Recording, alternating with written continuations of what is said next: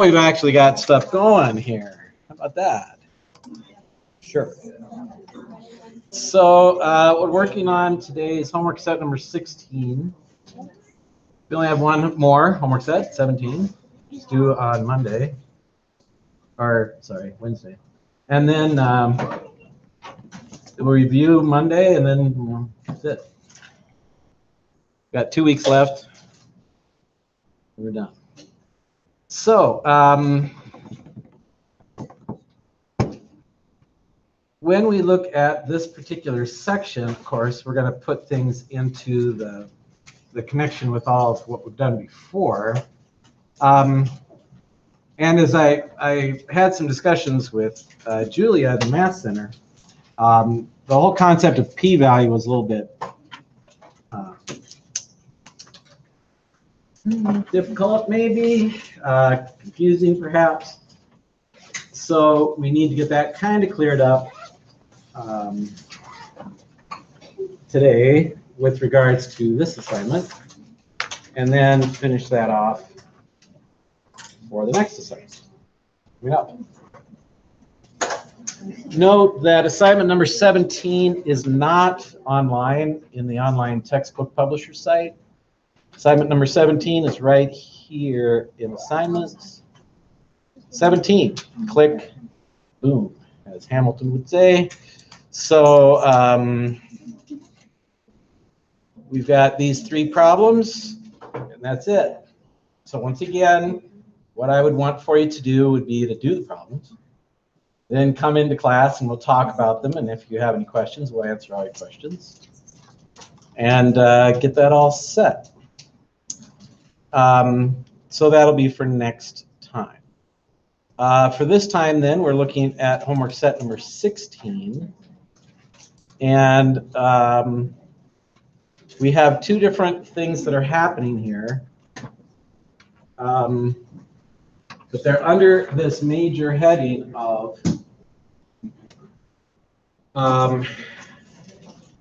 what did I call it in my notes, I guess? Multiple comparisons.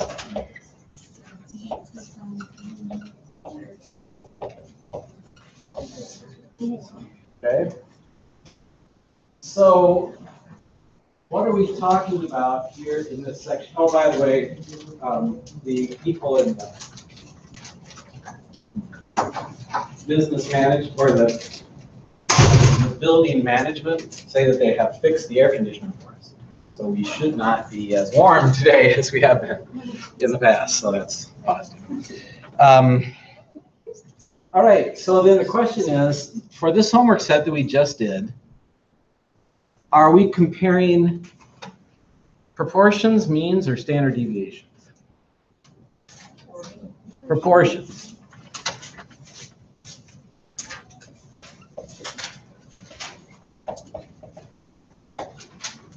And if we're comparing to proportions, there's 2 kinds of ways that we do this. But first of all, to talk about a proportion, what kind of a survey do you have when you're doing proportions? What kind of a question and what kind of an answer do you expect if you're doing proportions? Yes or no questions. You're asking yes or no questions. And you're putting people into categories. And you're giving frequencies, right? You're saying something like, which sport do you like to watch on television? Football, basketball, or other. And then they choose, and then, so the question would be, do you like football? Yes. Put them in that category. Do you like basketball? Yes. You put them in that category. Other. Put them in that category. So you have these yes or no questions. You're not asking them, you're not asking people for a number. You're asking them to put themselves into a category. That's the idea of proportions. And a lot of times we talk about percent, right?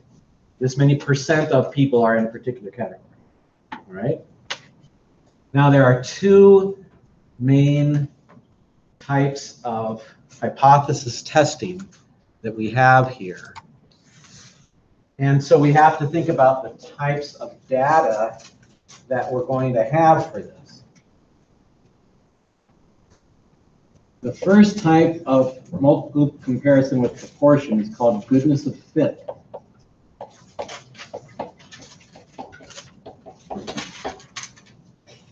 And when we do goodness of fit, what information do we have as far as our data? When we are doing a goodness of fit, there's a certain kind of data that we're getting, and there's also some other information that we have to have. Okay? If I look at a problem, how will I know that it's a goodness of fit problem? Sorry, what? It compares frequencies and not percentage. No. Both of them compare frequencies. Okay? That like each person falls into two categories? No, sorry. Okay, in order to have goodness of fit, we have to have a certain kind of data, and we also have to have some other specific information that we're going to be working with. At least one proportion doesn't. Nope, sorry.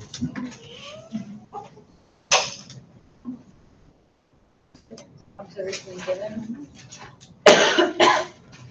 There's a ballpark in there, but it's pretty wide foul. Okay. All right, so we're going to try this. Tell me the null hypothesis. I want to know the null hypothesis for goodness of fit. Haley, you got null hypothesis for goodness of fit? The population matches given the list of. Hey, that's correct.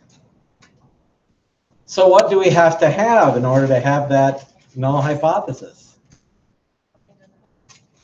Doesn't match what? A what? The given set. What is the given set?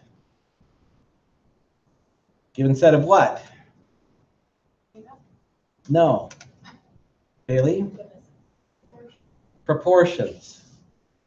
It's a given set of proportions. We have to have a given set of proportions in order to do goodness of fit. What does that mean?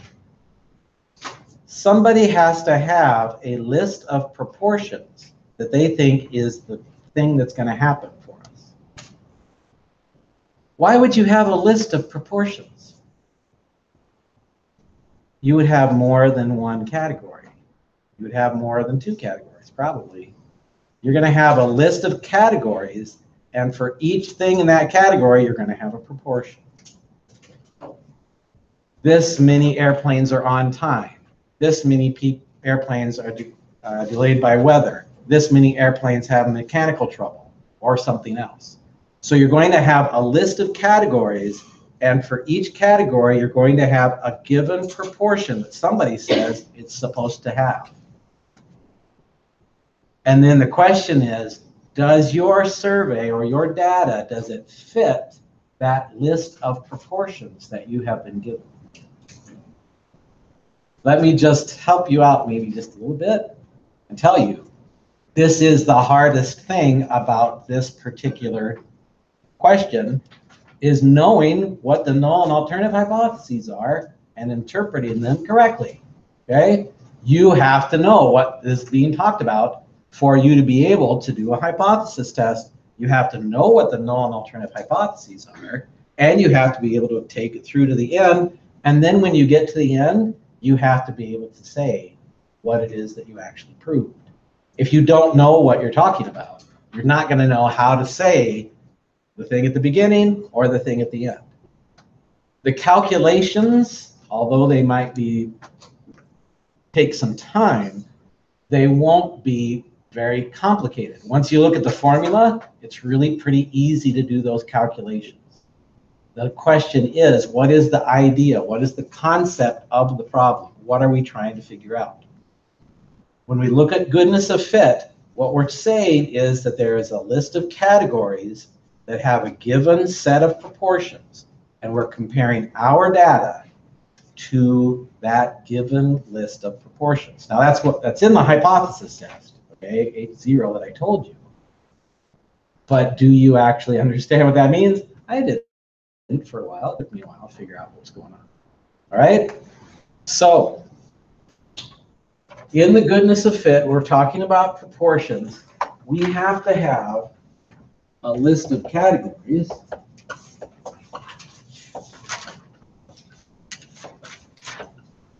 We have to have a given set of proportions.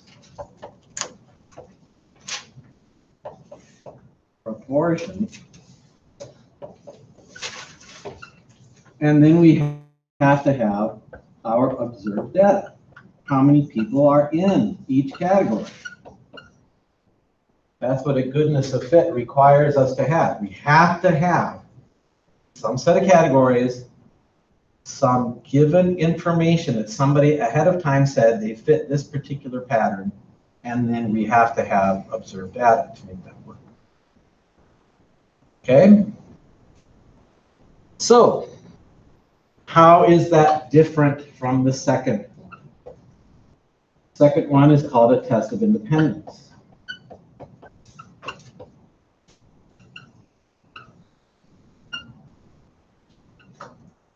How is that different?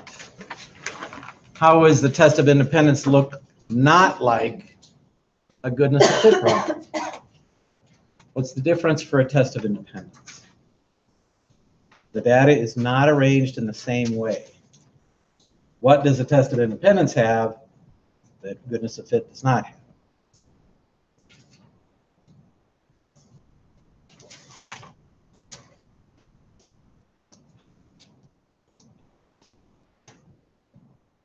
If I look at a data set for a test of independence, do I see a list of categories? What do I see? Haley? That's correct in terms of null and alternative hypothesis, but that's not correct in terms of what does the data look like. Yes, Sally? It has rows and columns. Yes, it does. Okay, so for the test of independence, we're going to have rows and columns.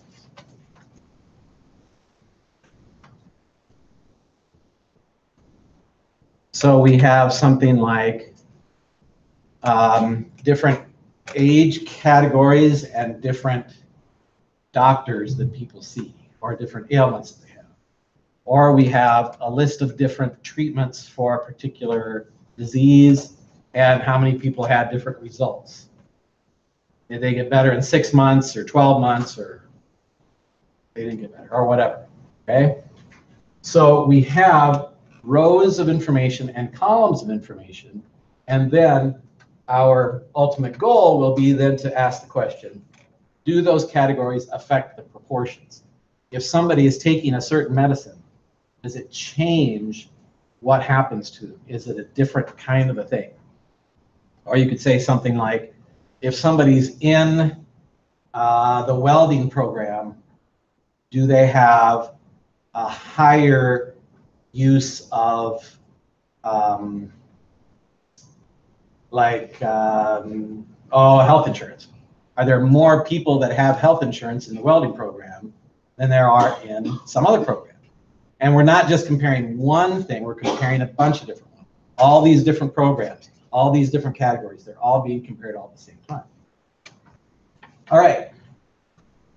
So it's good for you to be able to keep track of which kind of problem that you're doing so that you can know what the null and alternative hypotheses are, so you can draw the correct conclusion at the end. When it comes to the end, you would be able to say one of two things. Either it fits the given set of proportions, that would be for the first situation, or it's different from the given set of proportions. And here, the row categories and column categories don't affect each other, or they do affect each other. Those are very different answers. So you need to be able to keep those things separate in your mind. All right, so let's do an example of a goodness of fit. All right, so let's talk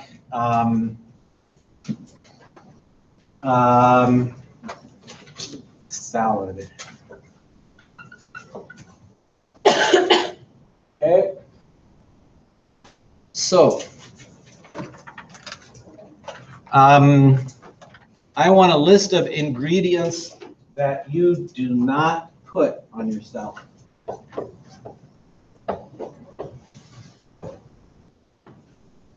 Okay, if something that you would say right away, this is the thing that I do not want on my salad. Tomatoes, onions. What else? Olives. All right. And then we'll put an other down here. Okay. And so we're going to have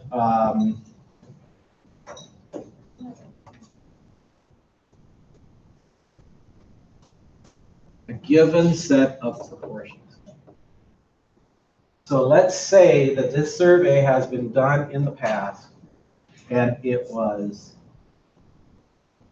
20%, 30%, 15%, and what's left? 35%, right? Yep. Okay.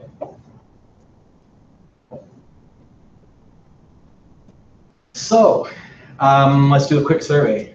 How many of you, the first thing you would say would be tomatoes? 2. How many of the first thing you say would be olives? Onions, sorry, onions. 1, 2, 3, 4, 5, 6. Me too. So. How many would say olives? Probably about 5. Okay. So let's say that I'm doing a survey and it's actually 20 people, 70 people, 50 people, and okay, this is my survey.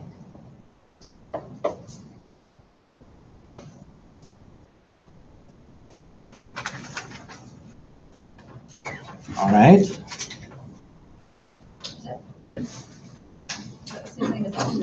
That's the same thing as observed, yes.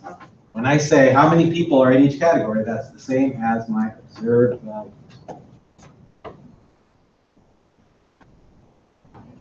Good. Now, Eric, can you tell me the null hypothesis for this situation? Would be the null hypothesis. No. Okay, not in there. Yeah, well, you repeat the question. The null hypothesis is, I don't know. Would be not equal to? No. Okay. If we were to kind of make that a little bit shorter, okay.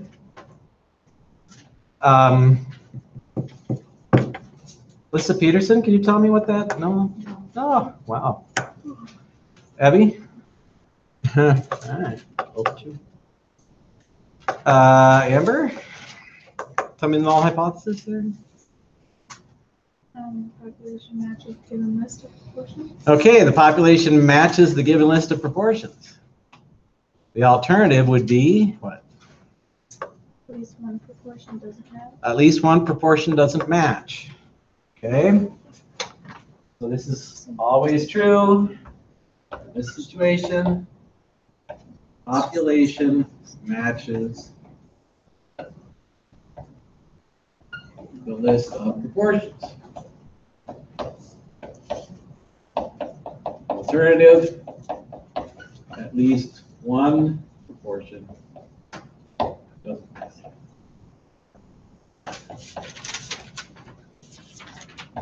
So the null hypothesis is it's 20% for tomatoes, 30 for onions, 50, etc. Okay, but we can just say it. It would match. The proportions match the given set. the question would be, do they really, or is there some difference somewhere? Okay, so that's known alternative hypothesis. What's the next thing to do in our hypothesis testing procedure? Yes, you should have the hypothesis testing procedure in front of you now, because you should always have it in front of you. You should always know the hypothesis testing procedure. Okay. Emily Grenier, can you tell me the next thing for hypothesis testing? Find the critical value. Emily, can you tell me how to find the critical value?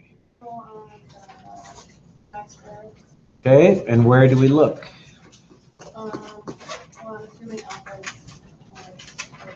Okay. And then there's 4 categories, so one. Okay. So we would have 4 categories here. Degrees of freedom then would be 3. Degrees of freedom is K minus 1 here. So what do you get there, Emily? 7.815. So then if I draw my rejection region, it's 7.815 is my critical value, and there's my rejection region. Okay. Now, what we just did means we're not doing p-value.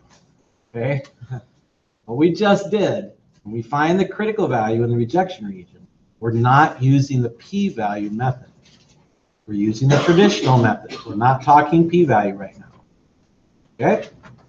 So, How did you get to that number? I went to the chi-squared table, and I looked at alpha 0.05 and degrees of freedom of 3. That's a 7 then, right? Excuse me, what? Oh, your 7 looks like a 2. Oh, That's sorry. why I was confused. All right. Now I see the 7. This is it. Okay.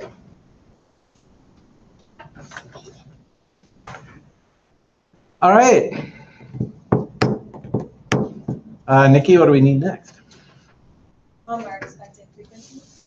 We need our expected frequencies. Right? Donna, can you tell me how to get my expected frequencies?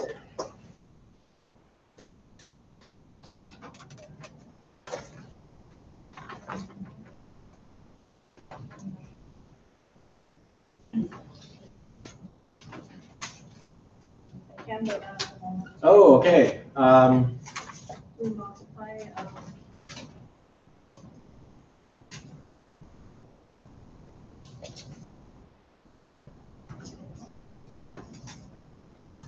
Abby, can you tell me? the given times 200.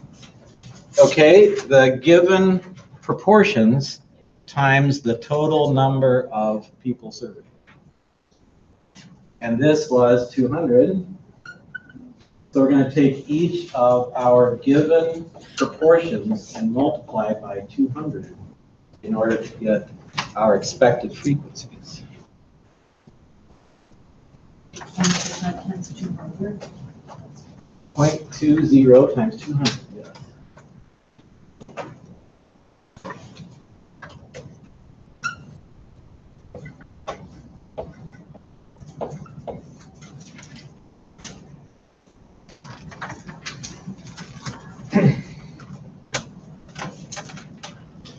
And if that part of your mathematical brain that likes to do things quickly would say, hey, you know what, if I move 2 decimal places over and multiply by 2, I'd get the answer. So it's 40, 60, 30, and 70. Those would be my expected frequencies. Okay. Brianna, can you tell me what I need to do with those? So if we observed minus expected squared divided by, or estimate, whatever the word is. That's correct. And I would need to find the total of those, and that will give me my chi-squared test value. All right, so if we go to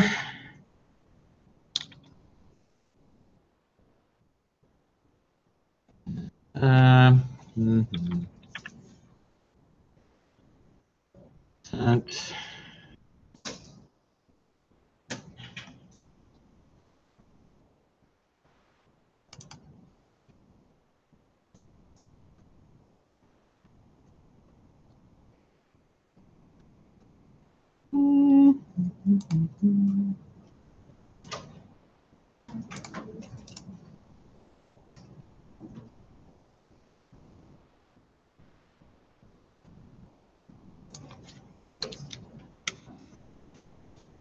So we've got tomato, onion, olives, other served are 20, 70, 50, and 60.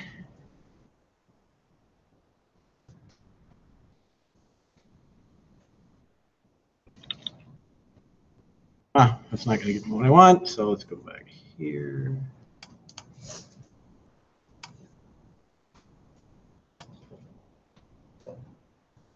Copy of that, okay.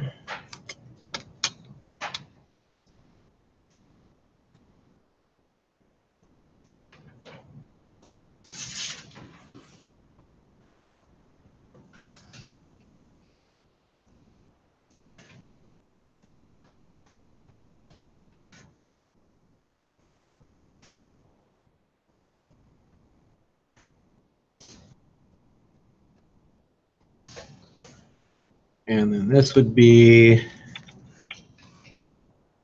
0.2, 0.3, 15, 0.35. All right.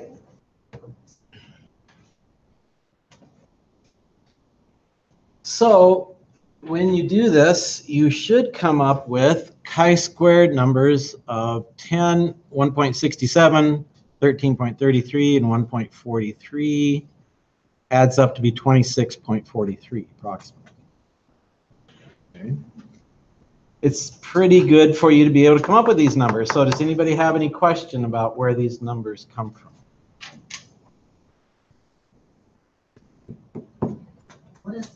What numbers are in the formula? The numbers, we have this calculation So what is it? 4 times. This is the observed value. Okay. This is the expected value. E is the expected.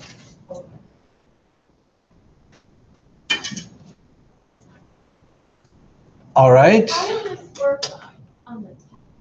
I will give you these formulas. I will ask you for one of these numbers. Okay. And you will calculate it. So the answer is after you add them all up. Yes. That's the 26.43. That's the test value. That's correct. All right. So Humphrey, can you tell me what happens next?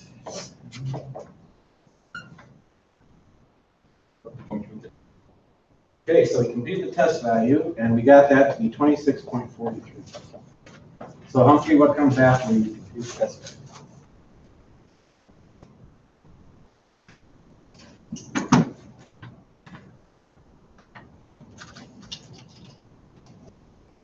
What do we do with that number?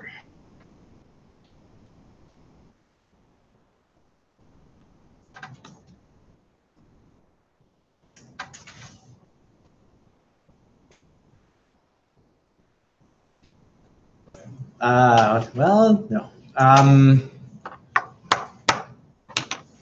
Jackie, can you tell me what I do with that number? You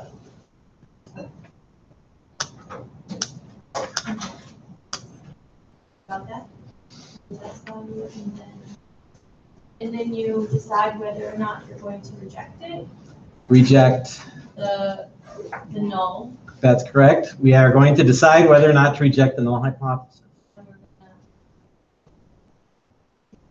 Do you want me to answer that? Sure. Oh.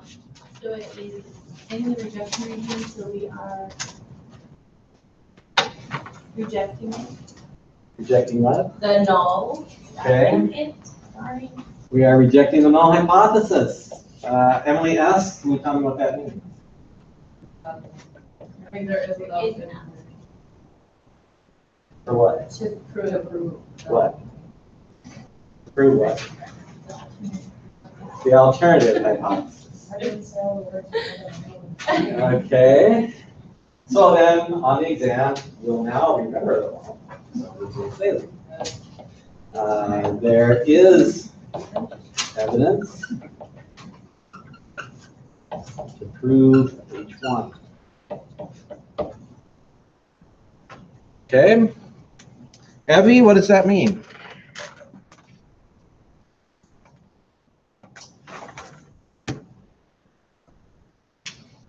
I just wrote that there is evidence to prove H1. Can you read H1 to me?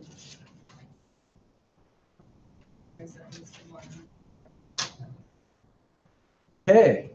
There is then at least one proportion that does not match the given set. Okay, Abby, does that make sense? What we're looking at here is if the numbers of people matched these numbers of proportions, then these frequencies would be the same as each other. The observed would be the same as the expected. How do we get the expected? By using these proportions. So if these numbers don't match, then that means there's some difference. Something is different from our survey compared to what we thought it was going to be. We compared those frequencies to find out if this proportion set is a good match. And what we know now is that there is something which doesn't match. There's some category here which doesn't have the same proportions as what we thought it would.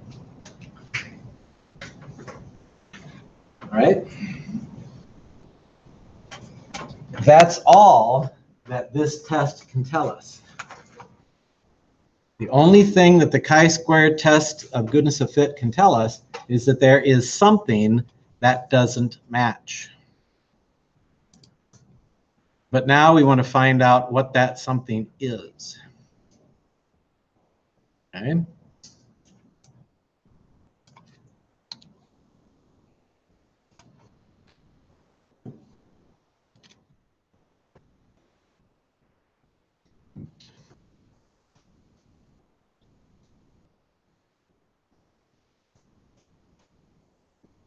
So what is happening right now is that I'm taking these numbers that we have from our survey, and I am making a list of the proportions now. I'm comparing proportions, and so I decided to make a list of proportions. This is my p hat column. This column right here is p hat. These numbers come from my observations. 20 out of 200 is 10%. So then based on p hat, I'm going to create confidence intervals. That's what these things are over here. These are my confidence intervals to say what is going on here. Kelly, can you tell me the purpose of the confidence interval?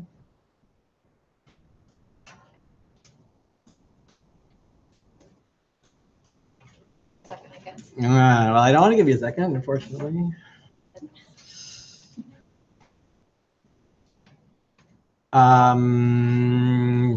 Danielle in the front here, can you tell me? What is the purpose of the confidence interval? No. Amber, can you tell me the purpose of the confidence interval?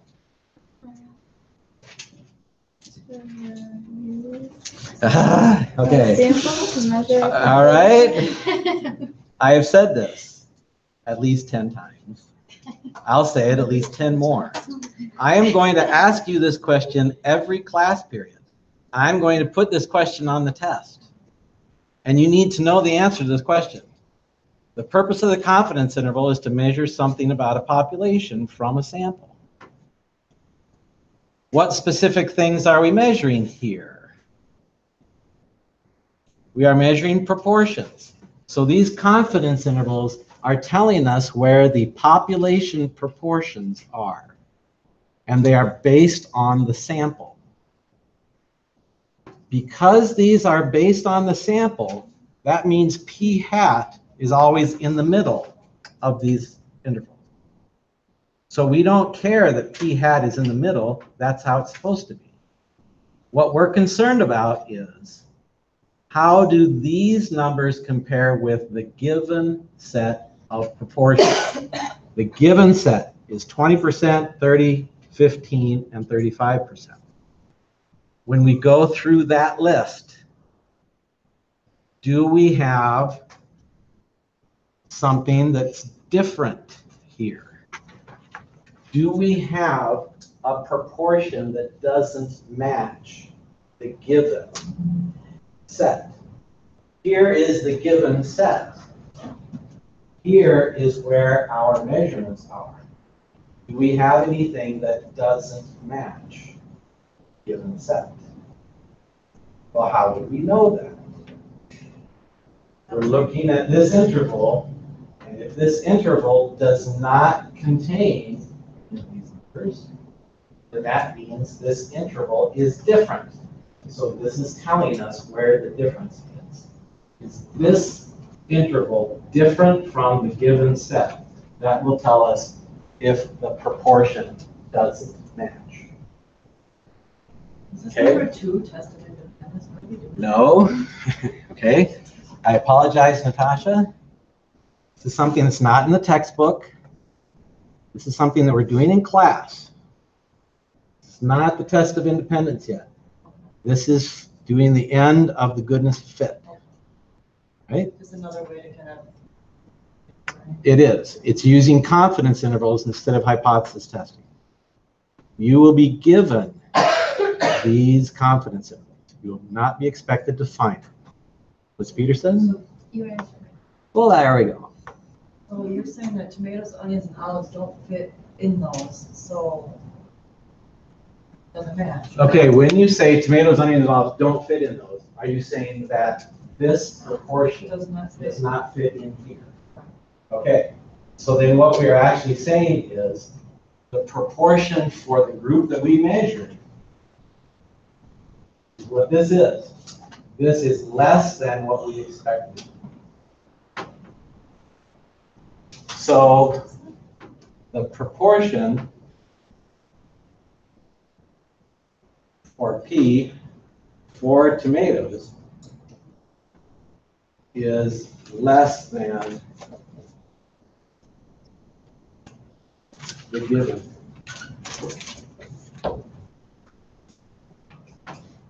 So the proportion for tomatoes is less than the given proportion. So when we ask people, what do you think? We got 20 out of 200, which is 10%. And that confidence interval is here. And so we know it is significantly less than what we thought it was going to be, 20%. Are there any others besides the tomatoes?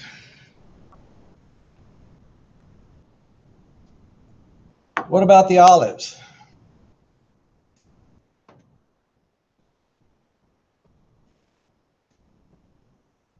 What is true about the population proportion of olives? Does it match this 15%? Eric? Greater than. It's greater than. So the proportion for olives is greater than the given set. Which one's given, the PI over there? Yeah. The given one? These are the ones that we get. Again, that's over here, this list, the given set. Can you explain the 20% for tomatoes and how that was lower? The 20% is the given. Yeah. Okay? What we found is less than this. Okay. I thought you meant Yes. 20 was less than what we. But that's not what I say. The actual population percentage for tomatoes is less than the given. The given was the 20%. Okay. the population proportion is somewhere from 6.5 to 13.5. Okay. Yeah. Okay? So once again, you're welcome. What we're doing here is we're saying the confidence interval tells me what the population number actually is. That's what confidence intervals do. Confidence intervals give us the place where we can find the population numbers. The confidence interval tells me it's somewhere between 6.5, 13.5%. That's where it really is. And so that thing is less than what I thought it was going in. I thought it was 20%, but it's not. It's less than that. So my group, which I did my survey on, is less than what I expected it to be. Olives came out to be between 20 and 30%. That's higher than 15%, which I thought it was going to be. So now I have proven differences. Now these others are borderline cases, right? 30 is just on the border of this, 35 is on the border of this. So we could say that maybe onions are higher than expected, and maybe the other is lower than the borderline case. But we certainly can say that we have significant differences with the tomatoes and the olives. All right. That's the test of independence, or goodness of fit, sorry. That's test of goodness of fit. We have a list of categories. There's a list of proportions that we're given, and we're trying to figure out if what we have matches that list or if it doesn't. The chi-squared test will tell us something doesn't match. But then we use confidence intervals to find out specifically which one doesn't match or which ones. Yeah. On the test, you may have said this already, so sorry, but Okay. that last part that we just talked about, so how would that be phrased? Well, what I would say, and that's a great question, what I would say is, what conclusions can you draw from the confidence interval? Okay, so one question would be, do the chi-squared test goodness of fit? Then the other question would be, what conclusions can you draw from the confidence interval? And you would say the population proportion for tomatoes is less than what's given because it does not contain that percent in the confidence interval. Would you have to go through each one and say like? Well, it would be reasonable for you to say, for this one, we don't know anything about it. All right, any other questions about this process here? Okay. So now we're going to talk about the test of independence. It's going to look a little bit different. It's going to have rows and columns. I guess I'll just erase the whole thing.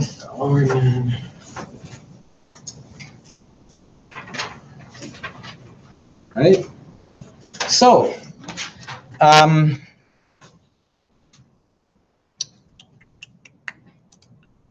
fit independence, copy with independence. Okay. So, I don't like that one. This one, yeah. Ooh, yeah, we could do this one. No, we'll wait on that one. All right. Okay. So now, what we're going to look at is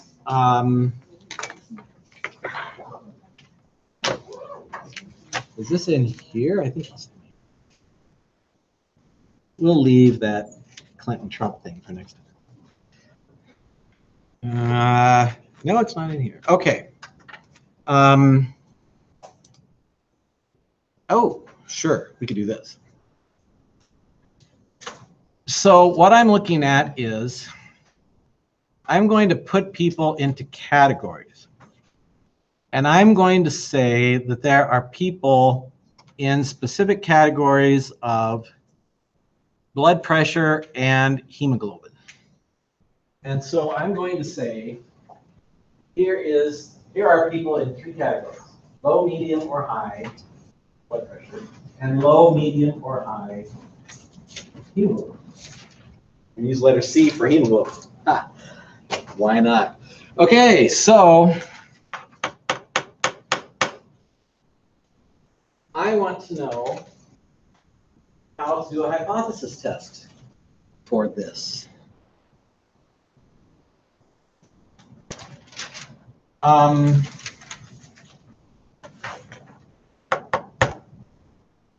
Amber, can you tell me how to do, what's the null and alternative hypotheses for this? The null is categories do not affect proportion. Okay. Null hypothesis, categories do not affect proportions.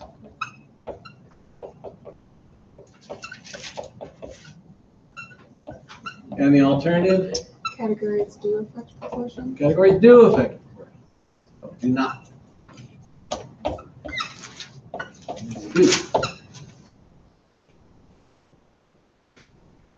Right? So then specifically what we're talking about here, when we say categories do or do not affect the proportions, there's another phrase that we can use for this. All right, Emily, what did you say?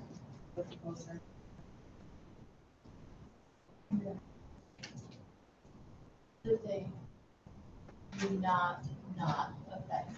Oh, Okay, that's better. I was really confused. Okay, let's unconfuse you there. Cleared it up.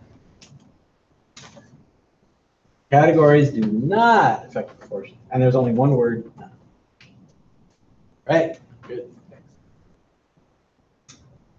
There's another way to say this. Can somebody tell me what the other way is? Independent. Okay. Dependent. Independent and dependent. If the categories do not affect proportions, then we would say that BP and hemoglobin are independent. If the categories do affect the proportions, then we would say BP and hemoglobin are dependent.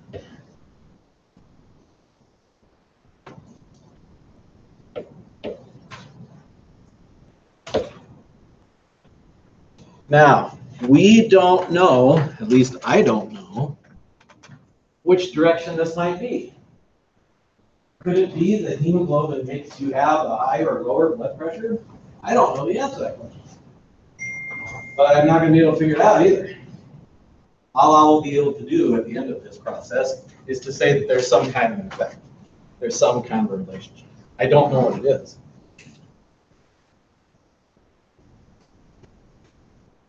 So then if we would say something like, if you have low blood pressure, does that change or have a difference in your hemoglobin? Or vice versa? I don't know the answer. But that's the concept here, what we're talking about. Do the categories affect these proportions? All right? So Danielle in the front here, can you tell me what I need next? I need the critical value. How am I going to find that here? Okay. Kelly, can you tell me how to find the critical value? In the Okay, I need degrees of freedom. How do I find my degrees of freedom here? rows minus 1 times columns minus 1. Rows minus 1 times columns minus 1. So what would that be in this situation, Kelly? So it would be 2 times.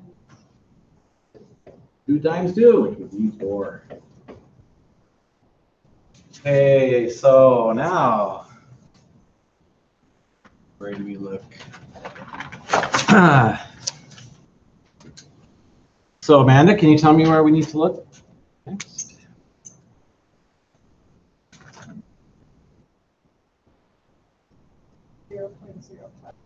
0.05 is what we're going to use for alpha. Yep. Then what? Go down to 4 on what table? Table G, chi-squared table. Yeah. Okay, what number do you get?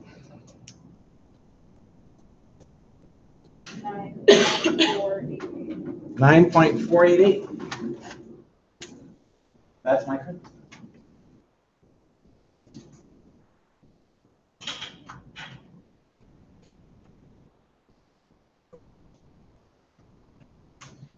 Okay, Eric, what's next? You've got to compute the test value. I need the test value. In order to get that, what do I need? Or equation. I need the equation. So what do I need in order to use the equation? I don't know. Okay. Allie, can you tell me what I need? The equation for the expected value. I need the equation for the expected value. That's right. What's that equation? Row total times column divided by table. That's correct. Row total times column total divided by the table total gives me my expected value. How many times would I need to do that here, Allie? No, wait, no, 6. Nope. 9. 9. Oh, yeah, 'cause there's 3. I would have to do this 9 times. I would have 3 rows and 3 columns. I would have to do the calculation for the expected value for each one of them. So, how did I get this 17.59?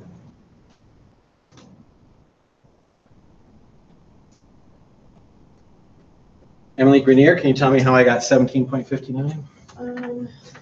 You multiply 75 and 50. I took 53 times 75 and divided by 226.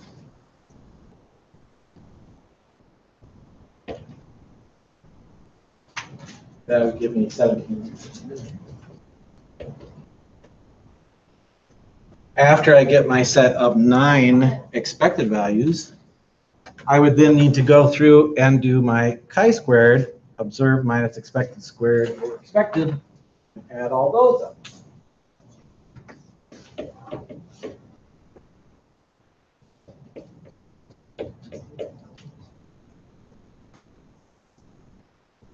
So, Brianna, can you tell me how I would get my chi-squared value in the bottom right corner?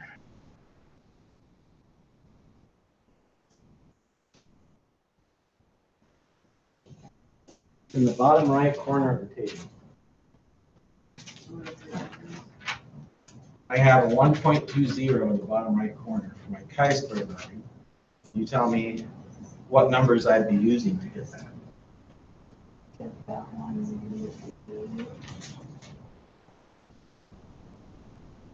13 minus 17.59 squared divided by 17.59. It would be.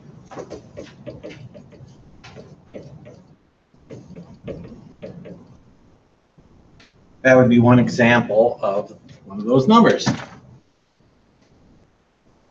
Now, just so that you're aware, my expected value table would be the frequencies based on independence. If the categories did not affect the percentages or the proportions, I would expect those frequencies to look like the expected value. But they're not. They're different. Some of them are not very much different. Some are just a little bit different. Some are more different. So the question is, how much of a difference is there? And what we find is the difference comes out to be a total of 9.79.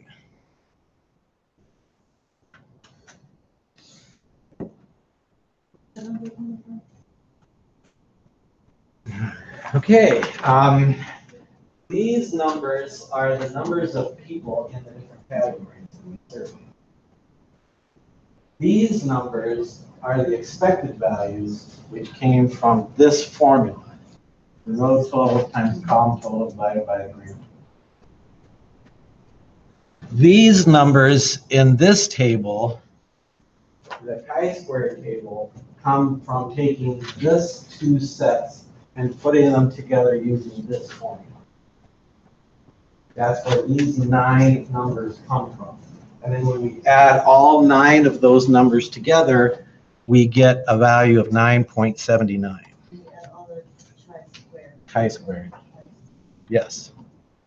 If we add all the chi-squareds together, then all those numbers together give us 9.79. What does that number represent? Listen, what does that number represent? 9.79. It's the test value.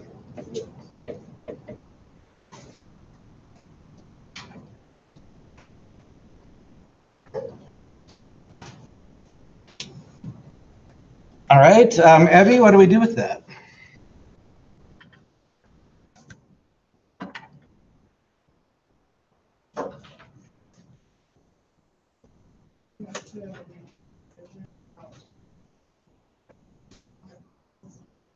That's correct. So what do we do here, Evie?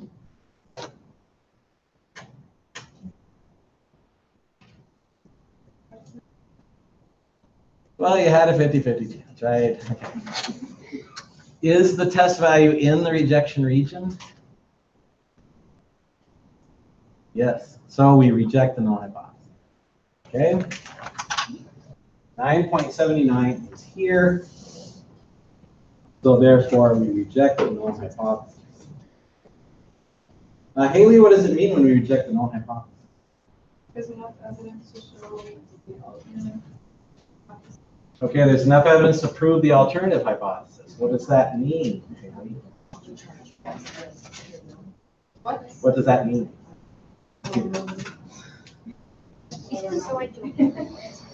Can you read me the alternative hypothesis, Haley? So now can you tell me? The categories affect the proportions. When we prove the alternative, that means the alternative is true. So now we know the categories affect the proportion. Eric, can you rephrase that for me? What we just said are at least one of our proportions. No, not at all. Sorry. Okay. I proved the alternative hypothesis.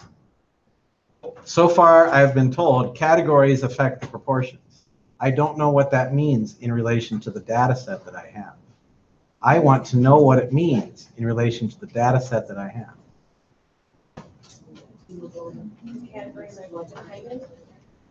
Hemoglobin and blood pressure are related somehow.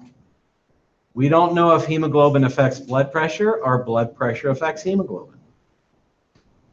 So it's not correct to say blood pressure affects hemoglobin. It would be correct to say blood pressure and hemoglobin are related or somehow affect each other, but we don't know exactly how that relationship goes. Okay? That's the only thing we can say at this point. We cannot say which direction. We cannot say that low hemoglobin means low blood pressure or anything like that. We don't know those answers. All we know is that there is some kind of a relationship here. We would have to go into a lot more detail in order to figure this out because we have 9 different proportions. And we would have to compare each one of them in rows and in columns, which would be crazy. So we're not gonna. But we are able to say that there's something going on here. There's some kind of a relationship between blood pressure and hemoglobin. All right, that's test of independence. So now we're going to take our break. 4:15. We'll come back and talk about p-value and other stuff.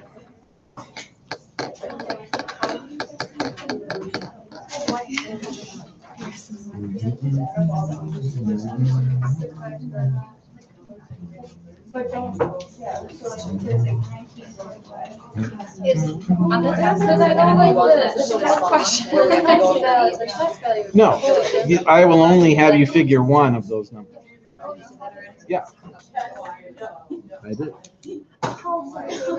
last. Mhm. Because I don't know, like, so the- Only at night or all day? So does anybody else? I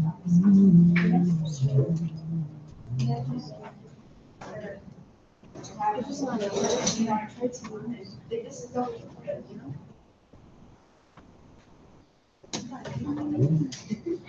I just want like one corner number to It's like that's it.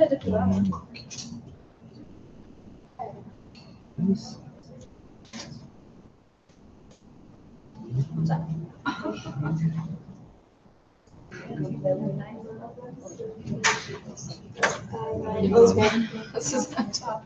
Yeah, at least.